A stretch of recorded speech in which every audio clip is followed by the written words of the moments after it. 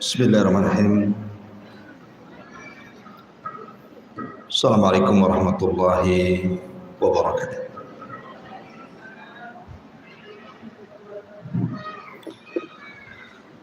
Alhamdulillah wassalatu wassalamu ala Rasulillah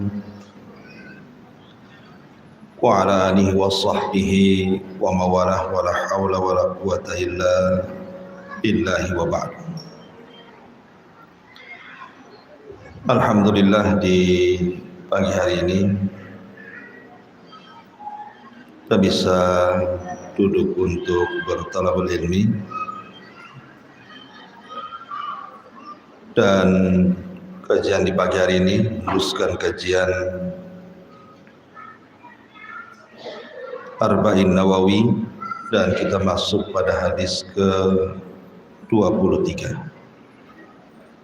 Kita baca hadisnya dulu. An Abi Malik Al-Harithi Ibn Asim Al-Ash'ari radhiyallahu anhu qala Rasulullah sallallahu alaihi wasallam at-tuhuru syatrul imani walhamdulillah tamla'ul mizan wa subhanallah walhamdulillah tamla'ani aw tamla'u ma bainas sama'i wal ardi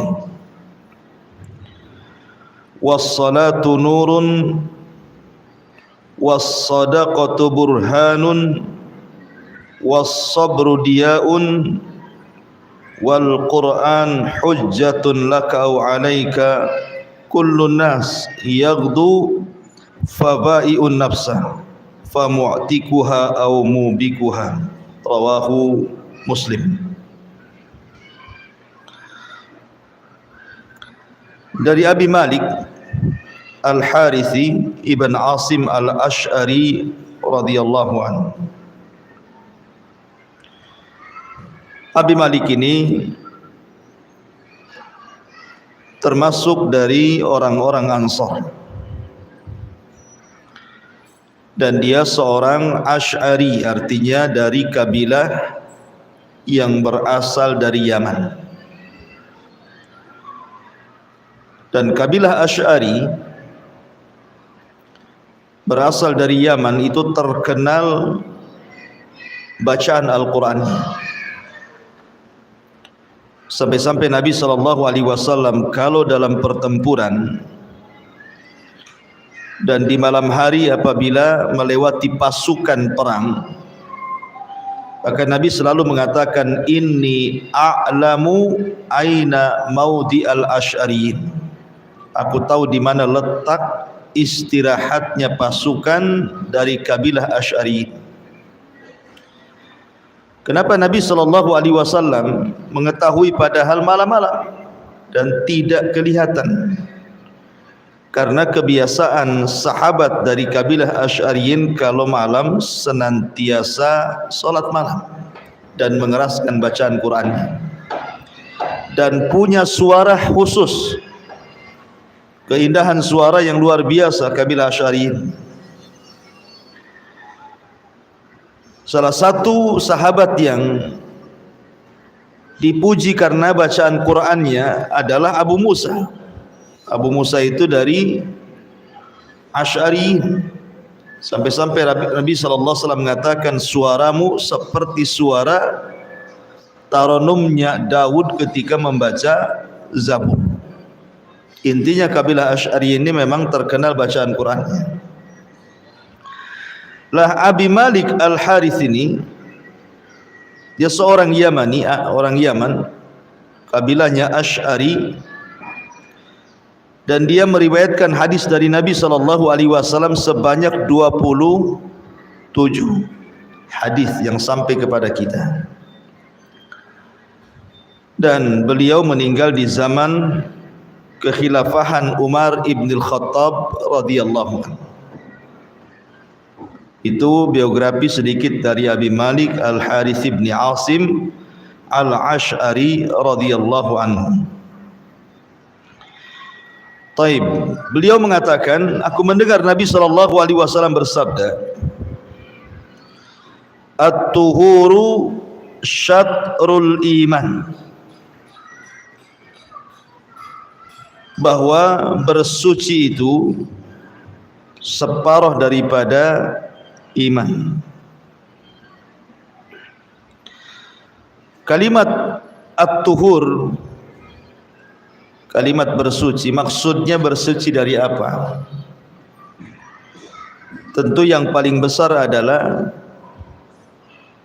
membersihkan hati dari kesyirikan. Membersihkan hati dari kesyirikan. Dan juga dari dosa-dosa di bawahnya. Ataupun maknanya membersihkan badan dari hadas ataupun najis.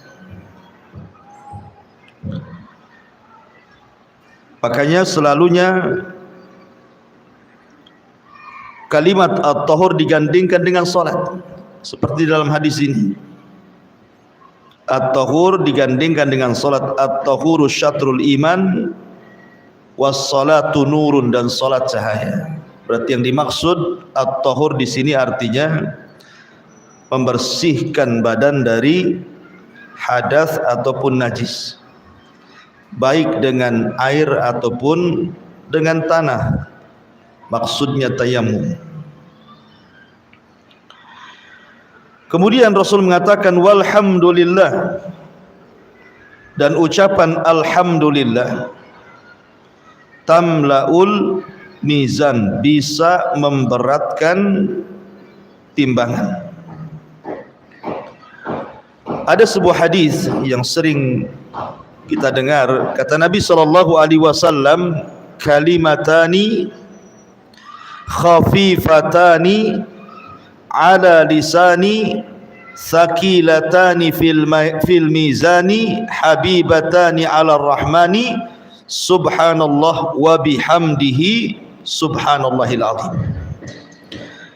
Kata Nabi sallallahu alaihi wasallam, dua kalimat ringan di lisan, berat dalam timbangan, dicintai Ar-Rahman, subhanallah wa bihamdihi subhanallahil azim. Dua kalimat ini adalah kalimat tasbih dan kalimat tahmid. Seperti di sini, walhamdulillah artinya kalimat tahmid, tamlaul mizan, memberatkan timbangan. Wa subhanallah walhamdulillah tamla'ani ma bainas sama'i wal ardi. Dan kalimat tasbih subhanallah dan alhamdulillah bisa memenuhi antara langit dan bumi, artinya memenuhi timbangan. Dan ini menunjukkan keutamaan zikir dengan memperbanyak tasbih dan juga tahmid. Dan zikir itu ibadah yang paling ringan, tetapi besar pahalanya. Kenapa paling ringan? Karena zikir ini tidak seperti ibadah yang lain, tidak terikat waktu, tidak terikat tempat, tidak harus mengeluarkan tenaga, tidak pula harus mengeluarkan biaya. Bisa dilakukan anak kecil, bisa dilakukan orang remaja, bisa dilakukan orang dewasa, bisa dilakukan orang tua, laki-laki dan wanita. Tidak harus kemudian ditentukan oleh tempat ataupun waktu yang mengikatnya. Kapanpun zikir itu bisa dilakukan.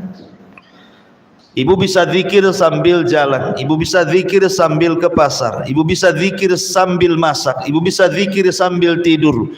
Jadi zikir itu ibadah ringan sebenarnya, dan ibadah kapan saja bisa dilakukan, tetapi demikian pahalanya besar. Salah satunya adalah bisa memberatkan timbangan.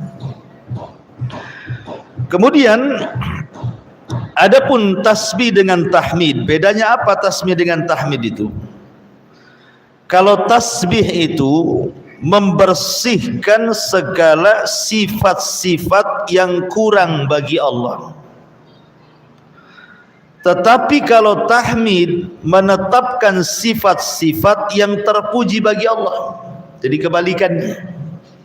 Kalau tasbih membersihkan Allah dari sifat-sifat yang mengurangi hak Allah Subhanahu wa taala. Kalau tahmid sebaliknya menetapkan sifat-sifat yang terpuji dan sempurna bagi Allah Subhanahu wa taala. Kemudian kata Nabi sallallahu alaihi wasallam, as-salatu nurun. Salat itu cahaya. Was-sadaqatu burhanun. Sedekah itu bukti. Was-sabru dhiyaun. Dan sabar itu cahaya yang sangat terang. Di sini ada kalimat nurun, burhanun, dhiyaun. Ini sebenarnya tiga kata ini semua bicara tentang cahaya.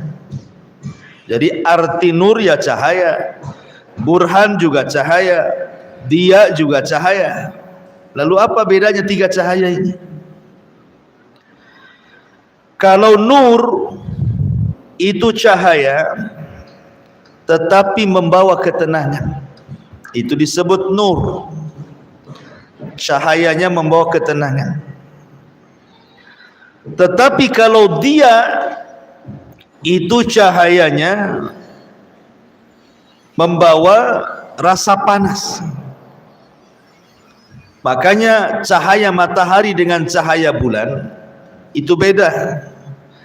Kalau cahaya matahari disebut dia, kalau cahaya bulan disebut nur. Dan itu sebagaimana Allah mengatakan wa ja'ala syamsa diya'an wal qamara nurun. Wal qamara nurun. Di sini Allah mengatakan wa ja'ala syamsa diya, dan Allah jadikan matahari itu cahayanya dia. Dan Allah jadikan bulan itu cahayanya nur. Apa bedanya cahaya bulan dengan matahari, Bu?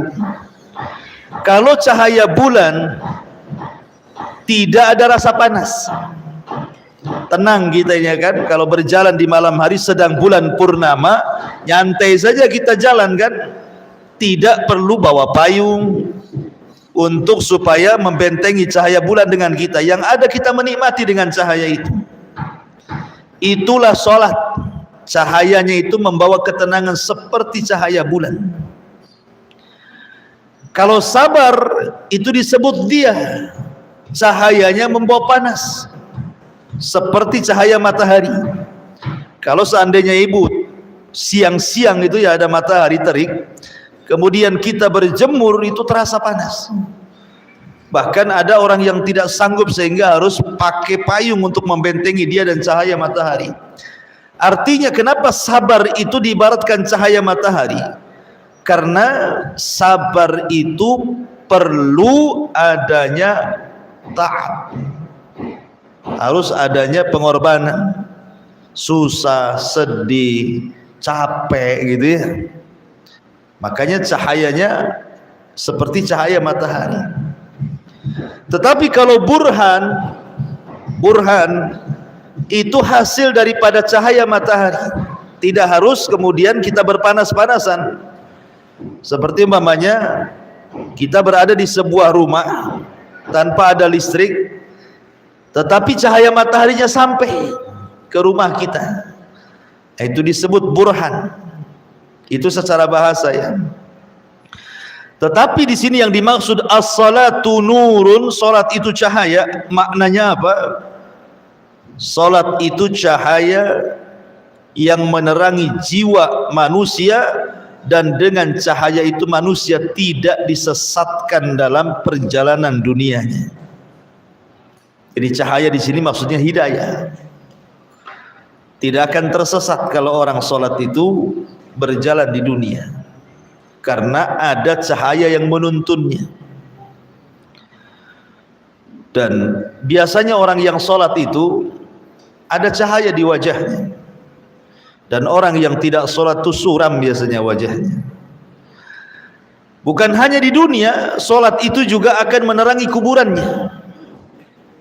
Jadi as-salatu nur, bahwa sholat itu cahaya, maksudnya cahaya juga inda qabri.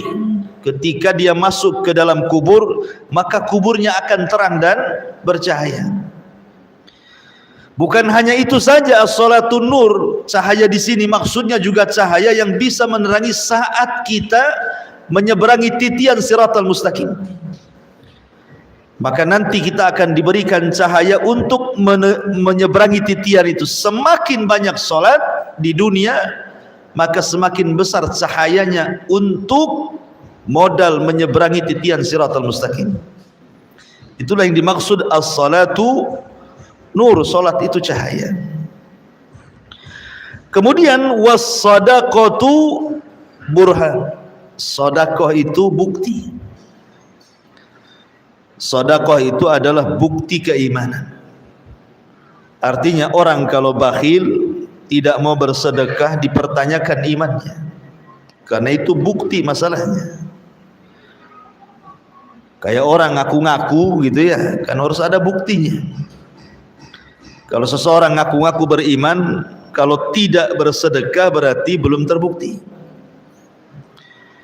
Dan sedekah ini adalah amalan yang sangat agung, sampai-sampai orang yang mati ingin dihidupkan kembali hanya ingin bersedekah. Laula akhartani ila ajalin qarib la asaddaqa wa akum minas salihin. Kalaulah Allah hidupkan aku walaupun sesaat, tentu aku akan bersedekah. Kenapa demikian? Karena orang yang meninggal ketika dikubur itu kan diikuti 3 perkara. Pertama keluarganya, yang kedua hartanya, yang ketiga amalannya. Keluarganya balik ke rumahnya, kemudian hartanya jadi rebutan ahli warisnya, kemudian yang sampai ke kuburannya adalah amalannya. Makanya kenapa kemudian orang yang dikubur itu ingin hidup itu kalau bisa semua harta yang jadi rebutan ahli waris itu disedekahkan menjadi sebuah amal, karena hanya itu yang bisa masuk ke kuburannya. Makanya Rasul mengatakan, maluka, hartamu, kata Rasul, apa yang kau makan habis, apa yang kau pakai usang, dan apa yang kau sedekahkan itulah yang akan sampai ke kuburan. Dan kalau saya buat semacam pertanyaan, ketika manusia berada di padang mahsyar, kemudian matahari didekatkan, keringat bercucuran, tentu kita ingin supaya Allah Subhanahu wa taala membuat payung antara kita dengan matahari. Mau enggak kita ini kalau seandainya kelak di padang mahsyar itu Allah Subhanahu wa taala berikan kepada kita payung sehingga kepala kita tidak langsung disengat matahari? Jawabannya tentu mau.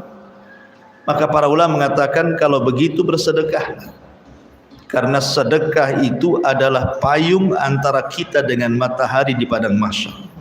Mana dalilnya? Sab'atun yudhilluhumullahu fi dhillihi yauma la dhilla illa dhilluh. Ada 7 kelompok yang tidak akan tersentuh sengatnya matahari, karena dia mendapatkan naungan di hari yang tidak ada naungan kecuali naungan Allah. Salah satunya rajulun tasaddaqa, seorang laki-laki yang bersedekah, dengan tangan kanannya, tangan kirinya pula tatang. Ma'asyiral muslimat yang dimuliakan Allah Azza wa Jalla,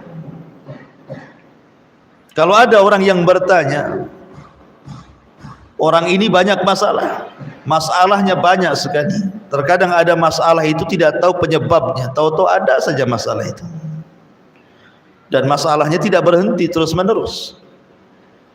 Kalau seandainya dikatakan kepada dia, mau enggak Allah Subhanahu wa taala selesaikan masalahmu, Allah mudahkan setiap urusanmu, Allah angkat setiap masalahmu, pasti jawabannya mau. Maka jawabannya bersedekah. Karena Rasul mengatakan, sesungguhnya innal abda fi aunillah, sesungguhnya seorang hamba itu berada pada pertolongan Allah. Maka nal abdu fi auni akhi, selama dia menolong saudaranya, artinya dengan sedekah. Jadi orang yang bersedekah itu ditolong Allah Subhanahu wa taala, sehingga setiap kesulitannya pasti akan terurai dan akan ada jalan keluar. Bahkan ada sebuah hadis yang bagus sekali, kata Rasul, Sana'iul ma'ruf taki masari as-su. Sana'iul ma'ruf taki masari as-su. Sana'iul ma'ruf artinya perbuatan-perbuatan yang baik, bersedekah, menolong, itu bisa taki, melindungi masari as-su. Masari as-su itu artinya setiap perkara yang Rasul sallallahu alaihi wasallam berlindung darinya. Seperti umpamanya orang meninggal karena tenggelam, orang meninggal karena terkena reruntuhan, orang yang meninggal karena jatuh dari ketinggian, ataupun meninggal su'ul khatimah. Maka orang yang suka bersedekah, baik sedekah dengan hartanya, sedekah dengan waktunya, sedekah dengan tenaganya, sedekah menolong orang lain dengan tenaganya, maka dia akan dilindungi dari kematian-kematian seperti ini. Dia tidak akan mati tenggelam, dia tidak akan mati tertimpa reruntuhan, dia tidak akan mati jatuh dari ketinggian, ataupun dia tidak akan mati dalam kondisi su'ul khatimah. Tidak akan mati dalam kondisi su'ul khatimah, buruk kematiannya. tidak mungkin orang yang suka bersedekah itu, karena taki masari as-su. Karena sedekah itu bisa melindungi dari kematian su'ul khatimah. Kan luar biasa ya, sedekah itu luar biasa. As-sadaqatu burhan. Kemudian Rasul mengatakan was-sabru diyaun, dan sabar itu adalah diya, cahaya. Sabar itu terbagi menjadi tiga. Sering saya jelaskan. Pertama, as-sabru ala ta'ah. Yang kedua, as-sabru alal ma'siyah. Kemudian yang ketiga, as-sabru ala aqdarillah. Pertama, sabar ketika melaksanakan ketaatan. Yang kedua, sabar ketika menjauhi kemaksiatan. Yang ketiga, sabar ketika menghadapi qada dan qadar. Tingkatan yang paling tinggi sabar itu adalah as-sabru ala ta'ah, sabar ketika melaksanakan perintah. Kenapa? Sabar melaksanakan perintah lebih tinggi tingkatannya dibandingkan sabar menjauhi maksiat. Karena menjauhi maksiat itu, Bu, itu hanya sekedar meninggalkan, tidak melakukan semata-mata sudah dianggap sabar, tidak sabar di atas maksiat. Contoh begini, ada orang kafir tidak minum khamr, orang kafir tapi tidak minum khamr. Kemudian kita katakan, kenapa kamu tidak minum khamr? Kan agamamu tidak melarang. Maka dia akan mengatakan, hendaklah, khamr ini ngerusak akal saya. Bisa enggak? Buktinya orang kafir ini bisa meninggalkan maksiat kan? Bisa meninggalkan maksiat. Umpamanya dia tidak berzina. Kenapa kamu tidak berzina? Bukankah agamamu tidak melarang? Saya takut penyakit. Artinya meninggalkan maksiat semata-mata itu bisa dilakukan siapapun, walaupun bukan karena Allah. Buktinya orang kafir bisa meninggalkan maksiat padahal bukan karena Allah dia. bisa sabar kan gitu. Tetapi melaksanakan perintah itu berat, karena harus ada pengorbanan. Pengorbanannya apa? Buktinya ibu dari rumah harus melangkah ke sini, itu kan berkorban waktu, berkorban jalan gitu ya. Duduk di sini, kemudian sholat pun harus capek-capean gitu. Kemudian zakat pun harus mengeluarkan uang. Jadi ada pengorbanan dalam melaksanakan ketaatan itu. Tapi kalau meninggalkan kemaksiatan, diam sajalah. Nggak harus mengeluarkan sesuatu. Yang penting dia diam, tidak melaksanakan, sudah meninggalkan maksiat namanya. Tapi kalau melaksanakan ketaatan harus bergerak. Nggak bisa diam, harus bergerak dia. Makanya kenapa sabar di atas ketaatan itu lebih tinggi dibandingkan sabar meninggalkan maksiat. Karena sabar meninggalkan maksiat cukup diam saja, nggak ngapa-ngapain ya kan. Tapi kalau sabar di dalam melaksanakan ketaatan harus ada pergerakan kita ke masjid, ke majelis ta'lim, dan begitu seterusnya. Tetapi kalau seandainya diitlakkan kalimat sabar, biasanya kalau ada orang sering di masyarakat mengatakan sabar, sabar gitu ya, biasanya kalimat sabar itu diitlakkan ke sabar yang ketiga. Sabar ketika menghadapi ujian qada dan qadar. Itu biasanya kalimat sabar di masyarakat itu maksudnya di sini yang ketiga. Sabar ketika menghadapi ujian, keputusan dan takdir Allah. Orang dengan takdir Allah itu ada 4 macam. Ibu ya, orang menghadapi takdir Allah itu ada 4 macam. Pertama, orang yang tidak sabar. Bukan hanya tidak sabar, lisannya pun menunjukkan ketidaksabarannya. Kan ada orang tuh di masyarakat itu kalau ditimpa musibah, lisannya itu ngomel terus, nyerocos terus ya. Kenapa mesti saya? Kenapa enggak si dia saja? Kenapa mesti saya? Kenapa enggak tetangga sebelah saja? Gitu ya. Kapan selesainya ini ujian untuk saya? Pokoknya mulutnya juga ngomong. Sudah tidak sabar hatinya, mulutnya pun tak dijaga. Ini yang pertama, ini seburuk-buruk orang, tasakhut dengan aqdar, tidak yakin dengan qada dan qadar. Kelompok yang kedua, dia berusaha untuk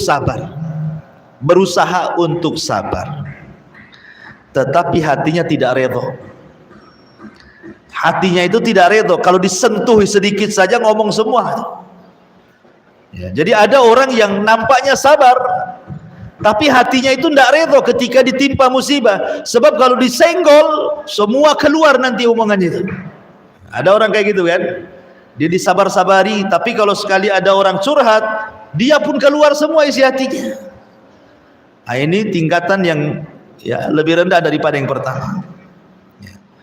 Kemudian yang ketiga, ada orang yang betul-betul sabar dan betul-betul redha. Bukan hanya sekedar sabar, tapi juga redha. Sudahlah, memang harus diapakan, musibah ini sudah dicatat oleh Allah 500 tahun sebelum Allah menciptakan langit dan bumi. Mau diapakan lagi? Ya terpaksa harus sabar. Dan dia berusaha untuk merelakan. Ya. Ini adalah sabar yang terpuji. Tetapi yang paling terpuji lagi, kalau dia sabar, kemudian redha, kemudian dia pun mengucapkan alhamdulillah. Bukan hanya sabar, bukan hanya redha, tetapi dia mengucapkan alhamdulillah. Maksud mengucapkan alhamdulillah itu, maksudnya dia masih mengingat kebaikan-kebaikan Allah yang lainnya. Contoh seperti kisahnya Urwah bin Zubair. Urwah bin Zubair ini suatu ketika bermasalah dengan kedua kakinya. Salah satu kakinya itu harus diamputasi. Kalau tidak, maka akan menjalir atau virusnya itu akan masuk ke tempat lain, maka harus diamputasi kakinya. Itu cara satu-satunya untuk menyelamatkan jiwanya. Saat diamputasi terdengarlah kematian putranya, terlempar dari kuda kemudian meninggal. Jadi ini dua musibah beruntun tuh. Musibah pertama kakinya harus diamputasi, musibah kedua anaknya meninggal dunia. Maka kemudian Urwah ibn Zubair mengatakan, alhamdulillah, Allahumma lakal hamdu, Allahumma lakal hamdu, segala pujian hanya milik engkau ya Allah. Kemudian orang di sekitarnya ngomong, ya Urwah, bagaimana engkau bisa mengatakan Allahumma lakal hamdu sementara kakimu bermasalah harus diamputasi dan anakmu meninggal dunia? Maka kata Urwah ibn Zubair, dia mengatakan, kenapa saya mengatakan Allahumma lakal hamdu? Karena Allah subhanahu wa ta'ala sudah memberikan 4 anggota badan pada badanku, 2 tangan dan 2 kaki. Ketika kakiku diamputasi masih ada 3 anggota badan. Allahumma lakal hamdu. Allah subhanahu wa ta'ala memberikan kepadaku 7 anak. Kalau Allah subhanahu wa ta'ala memberikan atau mewafatkan 1 di antara 7 anakku, Allahumma lakal hamd, Allahumma lakal hamd, karena Allah masih menyisakan 6 anak bagiku. Jadi dia sabar, dia redha, dia pun masih mengucapkan alhamdulillah karena masih mensyukuri nikmat yang tersisa yang Allah berikan kepadanya. Ini kesabaran tingkat tinggi yang seperti ini. Karena biasanya yang keempat ini agak sulit nih, ya kan? Umpamanya rumah kecurian, berangkasnya digondol maling. Wah, itu langsung guling-guling, Bu. Ya, bukan hanya bantal guling saja, orangnya saya guling-guling. Ya, bayangkan kan? Kayaknya kiamat. Jerit-jerit, teriak-teriak. Padahal rumahnya nggak dicuri. Rumahnya masih besar. Masih ada lah dia bernaung di situ. Mobilnya masih ada. Tanahnya masih luas. Kontrakannya masih ada. Cuman yang hilang berangkas saja. Kadang-kadang sudah lupa bahwa nikmat yang lain masih ada, itu sudah lupa gitu. Itu masih terlalu besar lah contohnya. Hilang dompet banyak kan. Itu aja udah kayak kiamat itu. Jadi ada orang-orang yang kadang-kadang melupakan nikmat Allah yang lainnya. Makanya tingkatan sabar yang paling tinggi tentang takdir itu yang keempat. Dia bisa sabar, dia bisa redha, dia bisa memuji nikmat yang tersisa gitu. Ini luar biasa nih kalau sudah tingkatan sabar yang keempat ini. Kemudian Rasul mengatakan wal Qur'anu hujjatun laka au alaika. Dan Al-Qur'an itu bisa menjadi hujah bagimu atau sebaliknya bisa mencelakakan. Kemudian Rasul menutup kullun nasi yaghdu fabai'u nafsah famu'tikuha au mubikuha. Setiap manusia keluar dari rumahnya untuk menjual dirinya. Ada yang famu'tikuha, ada yang kemudian dia jual dirinya dengan ketaatan, dengan mendekatkan diri kepada Allah Azza wa Jalla, beruntunglah dia. Tetapi ada juga aumubikwa, justru dia menjual dirinya dengan kemaksiatan, maka rugilah dia. Qad aflaha man tazakka wa qad khaba man dassaha. Ada orang yang beruntung, ada orang yang tidak beruntung. Makanya kenapa ketika Allah Subhanahu wa taala berfirman inna sa'yakum lasyatta, inna sa'yakum lasyatta, fa amma man a'ta wattaqa wa saddaqa bil husna fasanuyassiruhu lil yusra wa amma man bakhila wastaghna wa kadzdzaba bil husna fasanuyassiruhu lil usra. Inna sa'yakum lasyatta, sesungguhnya usaha kalian itu kan berbeda-beda. Ada yang keluar dari rumahnya dia jual dirinya untuk ketaatan, ada yang keluar rumahnya menjual diri di atas kemaksiatannya. Itulah manusia. Ya, macam-macam gitu ya. Orang keluar rumah itu kan macam-macam. Ada yang keluar rumah itu ya memang betul-betul datang ke pengajian. Berarti dia jual dirinya kepada ketaatan. Ada yang keluar rumah itu memang sengaja datang ke tetangga untuk menggelar gibah gitu ya. Pengajian juga, cuman beda pengajian gibah ya. Yang ngobrol tetangganya, itu kan beda. Tak sama-sama keluar dari rumah tuh. Ya. Makanya kemudian di sini Allah Subhanahu wa taala mengatakan, barang siapa yang dia suka memberi, bertakwa, kemudian yakin dengan sorga, maka Allah mudahkan perjalanan hidupnya. Tapi siapa yang bakhil, merasa cukup, tidak yakin dengan sorga, Allah persulit jalan hidupnya. Artinya manusia itu macam-macam bentuknya di dunia ini. Famu'tikuha au mubikuha. Ada yang menyelamatkan dirinya, ada yang menghancurkan dirinya. Oleh karena itulah maka kembalilah kepada asal daripada ciptaan Allah, wa ma khalaqtul jinna wal insa illa liya'budun. Tidaklah kuciptakan jin dan manusia kecuali untuk beribadah kepada Allah Subhanahu wa taala. Wallahu alam. Ini di antara penjelasan singkat dari hadis Arba'in yang ke-23.